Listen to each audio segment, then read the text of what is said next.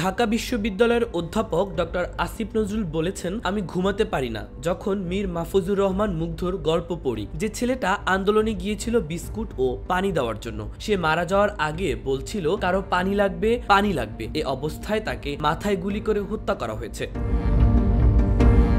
30 জুলাই দুপুরে ঢাকা রিপোর্টার্স ইউনিটিতে ডিআরইউ দেশের চলমান পরিস্থিতি নিয়ে কথা বলার এক পর্যায়ে তিনি এসব কথা বলেন। আসিফ নজরুল বলেন, আমরা শুনতে পাচ্ছি 267 জন মারা গেছে, একটা শব্দ বাড়িয়ে বলছি না। কালকে কিছু জিনিস কিনতে গেছিলাম একটা দোকানি বলেন, স্যার আমরা বিশ্বাস করি হাজার হাজার লোক মারা গেছে, আমরা এই সরকারকে বিশ্বাস করি না।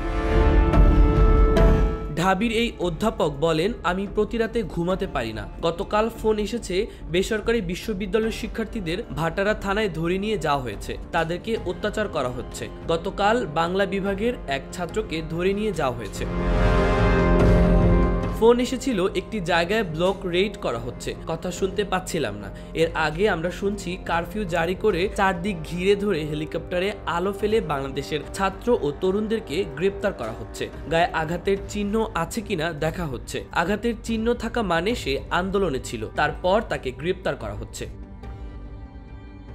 ডক্টর আসিফ নজরুল বলেন, আমি ঘুমাতে পারি না যখন শহীদ মুগ্ধর গল্প পড়ি। যে ছেলেটা আন্দোলনে গিয়েছিল বিস্কুট আর পানি দেওয়ার জন্য, সবাইকে বলছিল পানি লাগবে কিনা। এরকম একটা ছেলেকে মাথায় গুলি করে হত্যা করা হয়েছে। 11 বছরের একটি ছেলে জানালা বন্ধ করতে গেছে, তাকে মাথায় গুলি করে হত্যা করা হয়েছে। 6 বছরের একটি মেয়ে রিয়া মারা গেছে। 4 বছরের একটি শিশু বারান্দায় মারা গেছে। বারান্দায়, ছাদে, ঘরে শিশুদের হত্যা করা হয়েছে।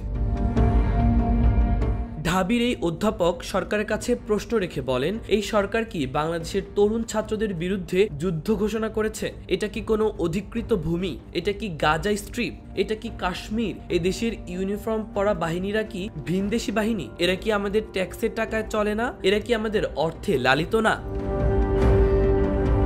মাহবুবুর রহমান ইমন, খবর সংযোগ।